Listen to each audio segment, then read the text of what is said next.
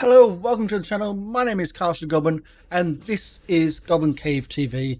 We are here for our first TTRPG book club for 2021, and today we are looking at Mutant Year Zero.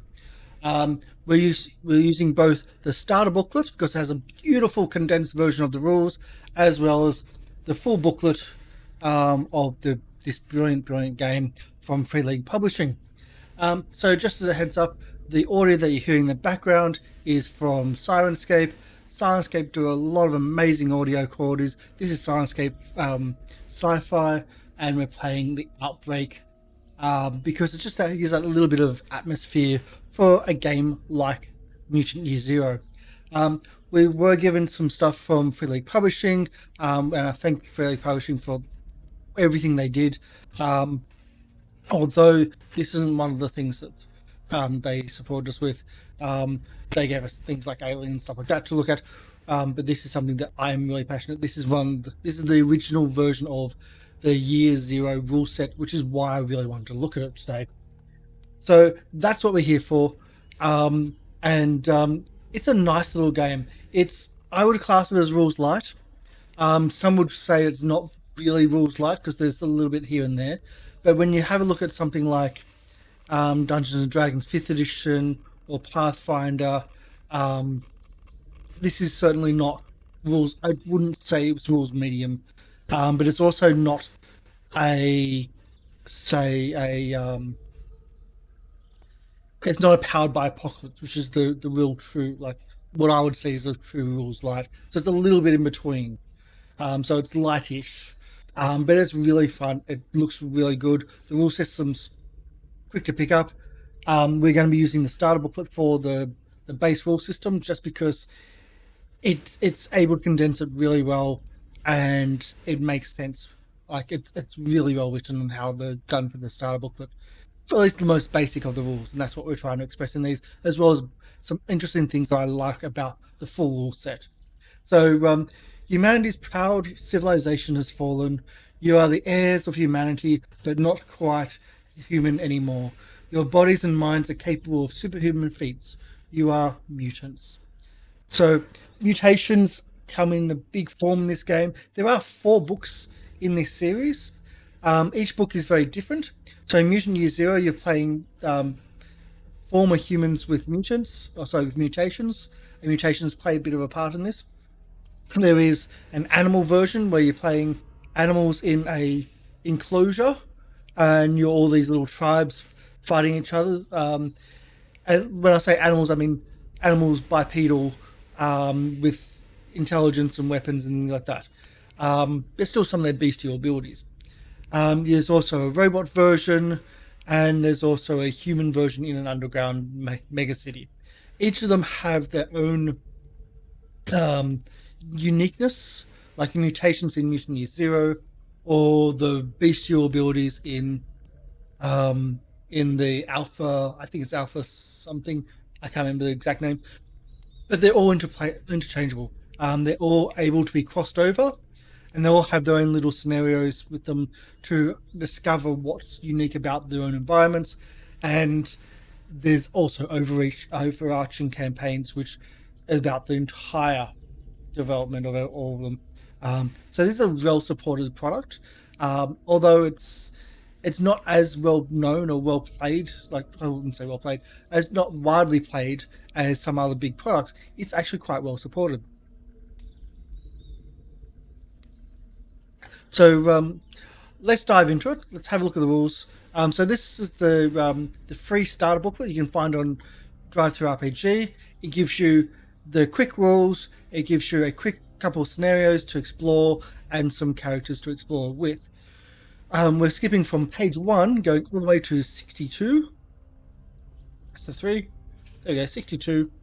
And this is the rules, condensed rules right here. So just a heads up, the overlay, I have about a 10% dimming effect on the graphics. So on the page, so for those really super bright PDFs, there's that little bit of a dimming effect on it, so it's not too bright. So if you think the images are a little bit dark for your taste, I've actually done that for my taste to stop that brightness. So they should be a bit brighter than this. But this is underneath that is the actual PDF. So the condensed rules. Here follows a condensed version of the Mutant Year Zero rules. So yeah, so using a skill. To use a skill, you roll a number of skill dice, which are green, equal to your level in that skill, a number of base dice, which are yellow, which is equal to the value of that. And if you're using gear, you get black dice that are a number representing how good that gear is. And that's pretty simple. So it's a dice pool system.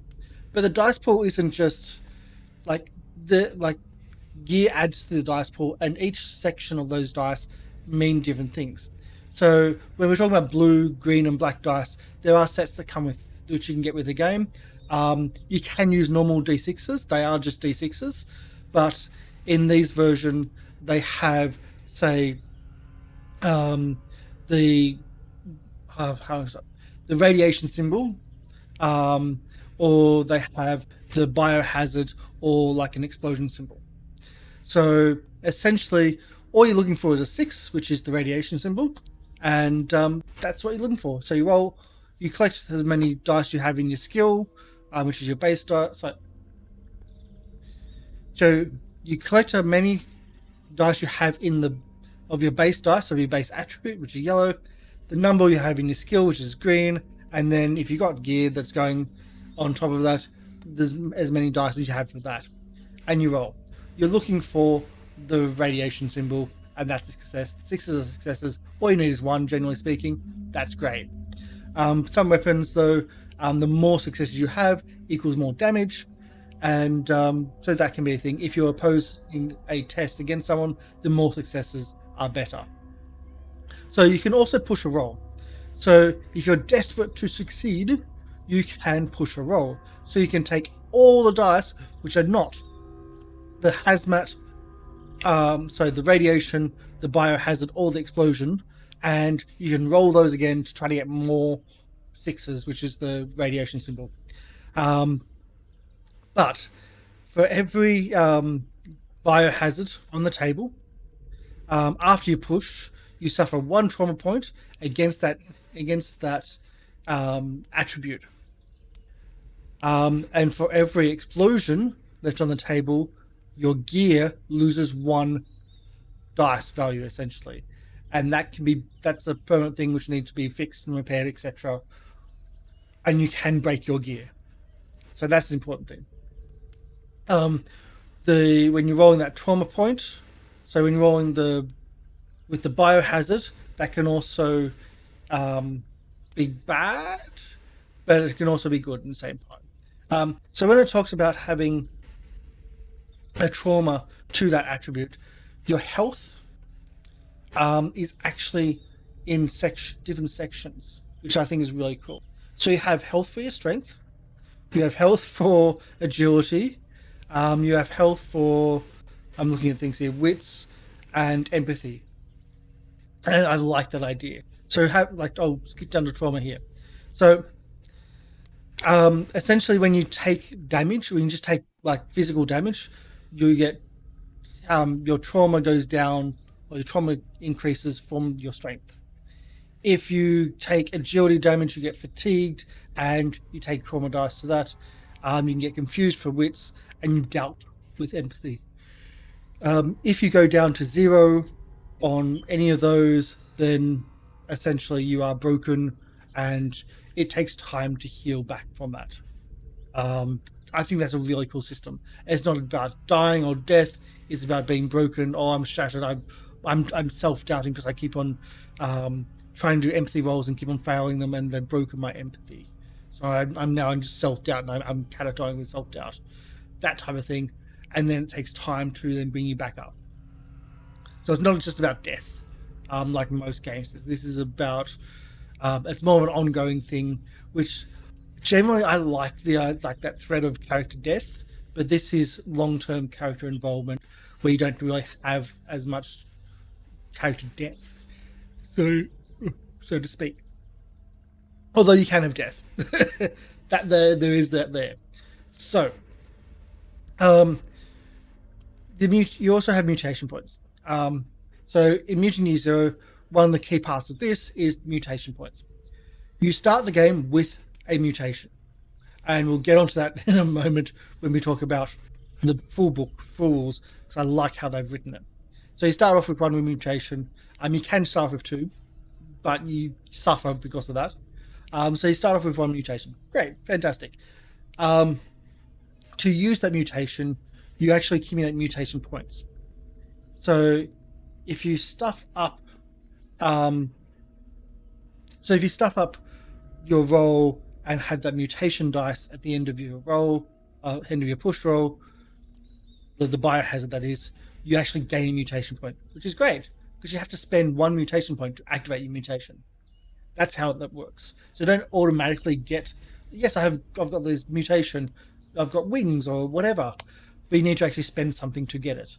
And accumulating those can take time. You always start with 1 point, always start a session with 1 point of mutation points per mutation you have, but you can accumulate more, and you can actually accumulate them between sessions, like over sessions, and keep them from one session to the next. But you have to spend them to activate. So it works out pretty well. So if there's conflict, if there's combat, they have it just as conflict here. You have one action, one maneuver, or two maneuvers. That's pretty much it. It's kind of really simple. So the action economy is very, very simplified. So you can use a skill as an action. You can activate a mutation as an action. So using a skill is also shooting, firearms, melee, etc. That's a skill. Maneuvers can be to move one range. Yep, move that. I've got to do that one. So move one range step. You can seek cover. You can get an item from the ground or get an item from your gear pack. Draw a weapon, reload a weapon, etc. Bullets and arrows, etc. cost. You do need to track them. It's really important. You're in a survival game, so tracking things is really, really important. So that's a really cool thing. So there's also armor. Armor does things differently from how the big name games do things. In this, armor soaks damage. So if you get attacked, if you've say you got armor of 2, you have 2 dice to absorb that armor, and again you're looking for 6s. So if you roll 2 6s, fantastic, you absorb that armor. There's also details where it can degrade. So that's the thing, and I like the idea of degrading armor. Cyberpunk has degrading armor for as an automatic thing. Every time it goes past, your armor degrades, and I like that. So this one, similar system, but it's about having that chance of absorbing. So critical injuries. This is where death comes in. So you can suffer damage to your strength by exterior damage by attacks. You also suffer a critical, if you're broken by that, you also do a roll on the critical injury table.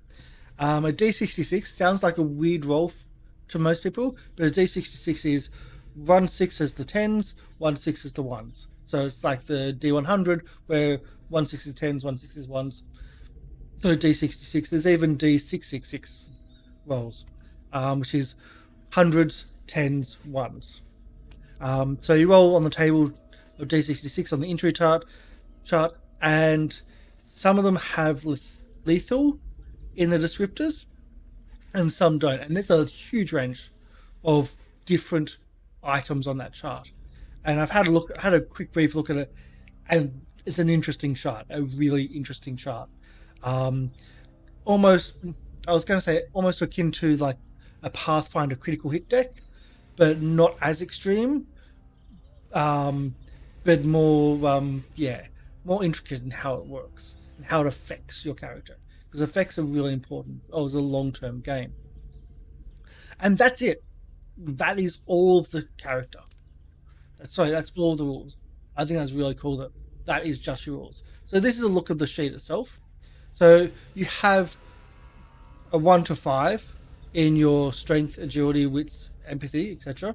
So you don't want a dump stat in this, because any dump stat, if you cop damage off that, you don't have much to soak. You really don't have much to soak if you have a dump stat. So you really want to have like a well-rounded character. Um, or if you're going to be a combat-oriented character, you want to put a lot in strength, because strength is physical damage absorbance. You have conditions like starvation, sleepless, etc. Your basic skills, and you've got rot points, you've got experience points, etc. They are total just yeah. Mutation points which go up and down. So there's a lot of stuff there. Does it have the second page? No, it doesn't. So I've got the other sheet here. So the other sheet here actually has this.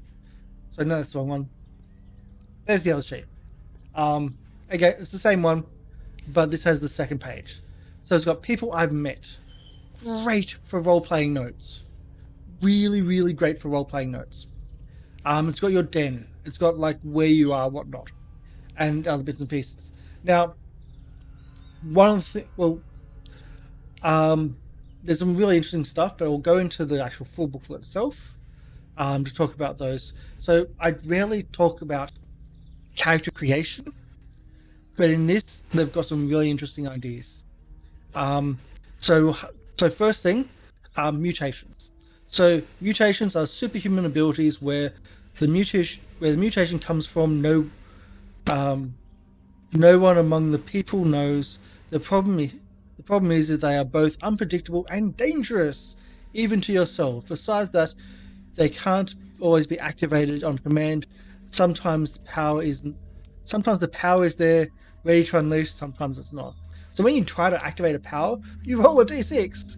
Compare it to a table where sometimes it takes double the amount of points to activate it, and you might not have that amount.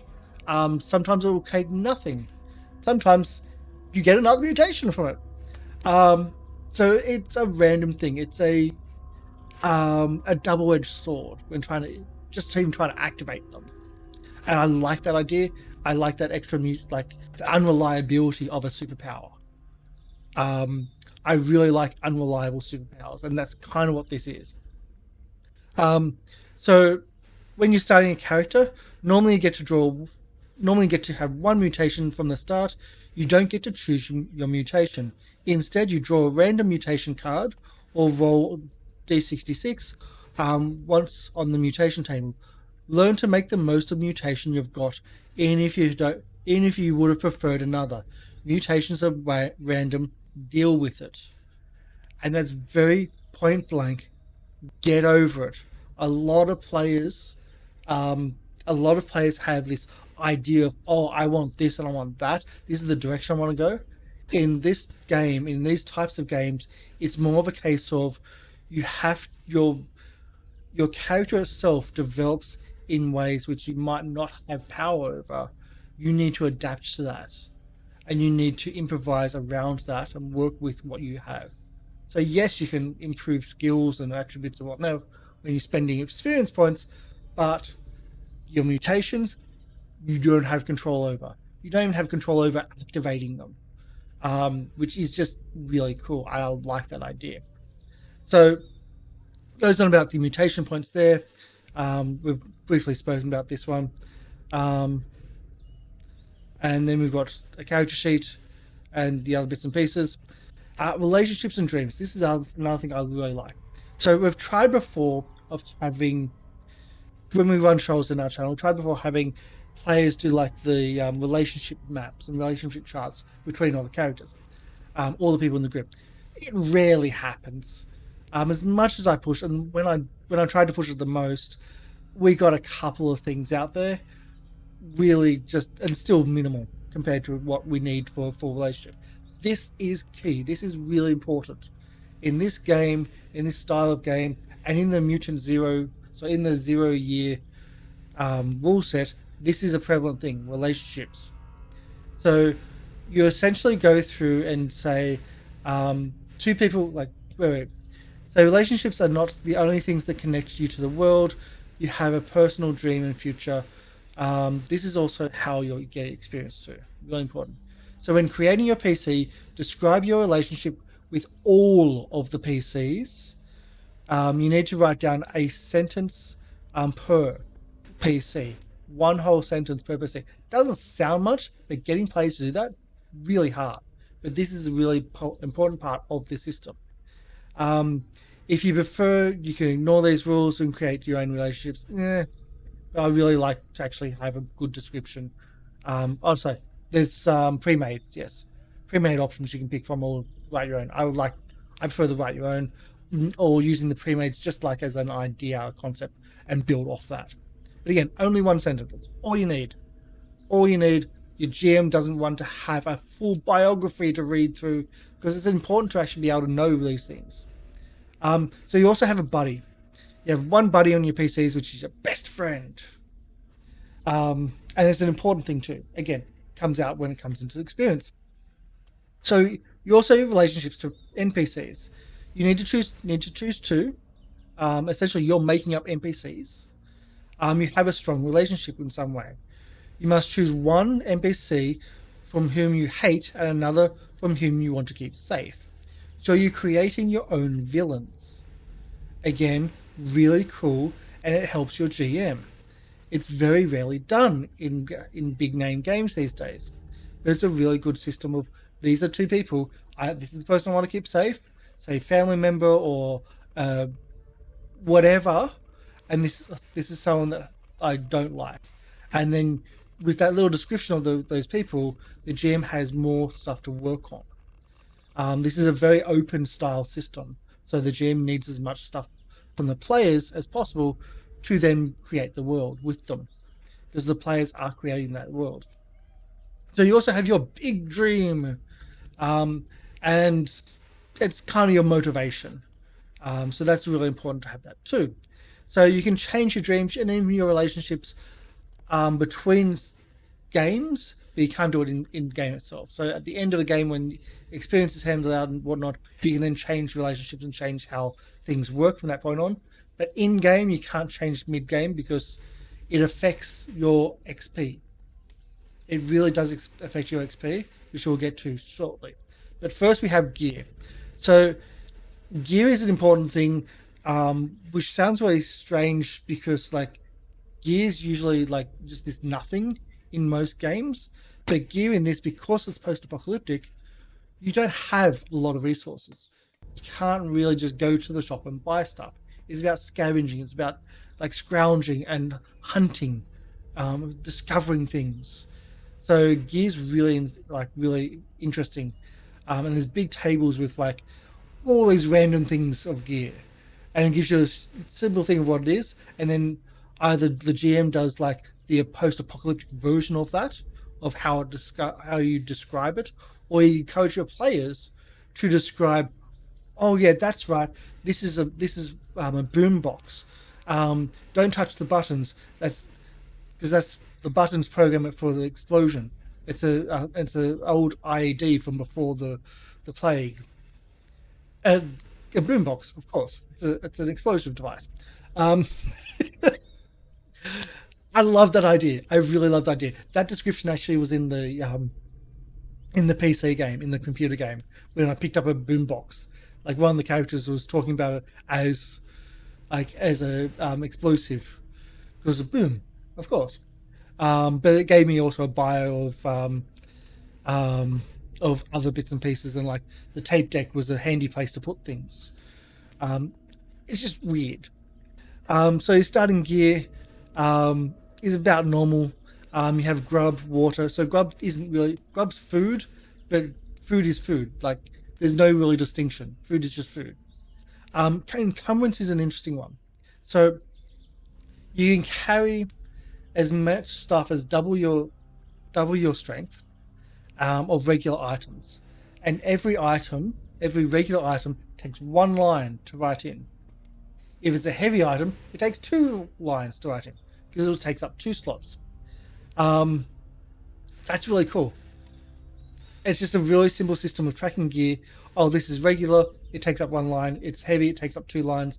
And then you have light items which take up half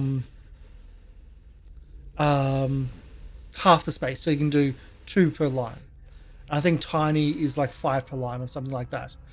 It's just a really simple simple system of tracking the weight, and you like as many lines as you have, you can't go further than how much your strength is. Just this simple, brilliant encumbrance system. Really, really simple. Um, the other thing is you actually describe your den and your arc. So your den is essentially your place where you sleep, where you hide stuff, where you store your stuff. But your arc itself, your group itself,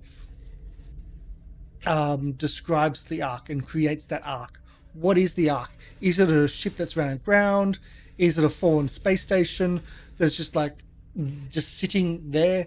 Is it an old building in the middle of a desolate wasteland? Is it a laboratory? What was it? Is it a school? Like you describe what it is and what makes it special, and you build that as a group of where you stay and what it is and who the people are with your NPCs, with your villains, etc. It's brilliantly made, and that's really not how a lot of games do things, and that's what I wanted to talk about. Like that's all I wanted to talk about. This is a short one because it's just it's so good. The system is great. It's so simple. It's a dice pool system. We have sixes or d6s. Sixes are what you're trying to get for successes. Pretty much all you need is one. Although for some firearm, more is better because each one you go above one is more damage. Opposed rolls, you want to get as many as possible. You can push a roll to re-roll, and that then causes possible problems because you then get trauma. So you can push, but you're taking damage from it. Your trauma and your danger, essentially your hit points, are through your abilities, which is good in itself. So there's so much really, really good stuff in here. The system's really cool. I can see why there's so many different games of this ilk. So this is the same system as the Alien RPG, Coriolis, and like quite a lot of the Free League Publishing products. It's a really great, really simple system, which is highly adaptable. Highly, highly adaptable. And I think it's actually really amazing how they've done it. So let's go back to we'll go back to that. And there's little that's really well supported as well. So if you don't like the mutant version of this, there's 3 other different versions of the same Mutant Year Zero. There's the animal version, there's the robot version, and there's the human version, and they're all cross-compatible. So if your GM allows, you can put them together into one group. Although I have heard through a little bit of my research that the robots are a little bit more overpowered than the others. There's a little bit of slight unbalance there, but even still, it's really cool. And that's Mutant Year Zeros. I won't go too much into the world, mainly because well, as soon as you start getting into the world, you start getting into spoilers. The idea when playing this is had the players come in blank and they discover the world for the most part as they're exploring. The GM drip feeds them information and they learn about the world through their campaigns. And although that doesn't sound like the normal, well, it's certainly not the normal way of playing, or playing most role-playing games, but it's an interesting way of doing it. I've done it before. I used to have, in my face-to-face group, we used to have an amazing GM who was a writer. So they did a lot of custom campaigns and custom worlds, and we would learn about the world in that drip fed of information, and it was really well done. And so this is one of those versions where you learn about the world as you explore it, and you learn about the pre-world as you explore it, as you find little pieces of paper or parchments or engravings or whatever, and you build this idea of where you are in the world, what happened. And the campaigns are more about finding out what happened and why you are there and what caused all this, as well as there's conflict between the factions and everything else going on. But when people don't live to past the age of 30, there's not that much knowledge, so it's about scavenging and finding out and finding this treasure of knowledge, which is really, really cool. So that's me for this week. I know it's a short one. I'm trying to keep them as short as possible. Um, I would like to actually put some Mutant Year Zero stuff on the channel, if not at least the Year Zero rule set, because it's so easy to pick up. It's such a cool system. Check out the Mutant Year Zero stuff. You can get it free on DriveThruRPG, and you can get pretty much um, most of the starter kits from Free League Publishing on DriveThruRPG for free. So the starter kits like this one here just gives you a really condensed, easy idea of the rules, and usually a good scenario just to start off and exploring with some pre-made characters.